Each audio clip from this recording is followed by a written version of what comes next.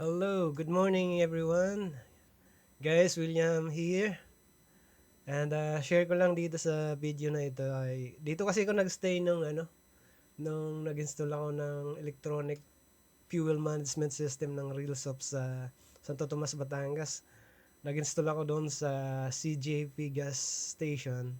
So ito yung nahanap kong mapagstayan ko nung gabi.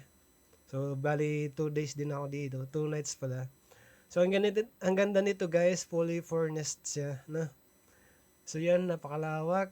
So sa mga naghahanap ng mapagstayan sa Santo Tomas, Batangas, you can contact si Ma'am Rone Ron.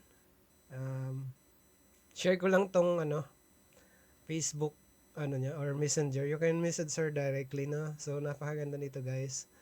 Fully furnished yung kanyang transient house. Malinis. Ang ganda. So highly recommended ko siya sa Santo Tomas, Batangas, no? So ang bait pa ng may-ari nito guys kasi actually check-in ako dito gabi na mga bandang alas 7. So sabi ko kay ma'am kukunin ko sana yung lot niya sa block kasi magpapa-deliver sana ako ng food. So sabi niya may ulam siya dito and may kanin din. So nakalibre ko dito guys. Napakasarap pa ng ulam na adobo, no? So nagkamay nga lang ako dito. So yan. So mga naghahanap ng mga mapagstayan dito sa Santo Tomas, Batangas, yun pwede niyo tong kontakin, no, si Ma'am Rone Ron. Yan. Napakaganda guys.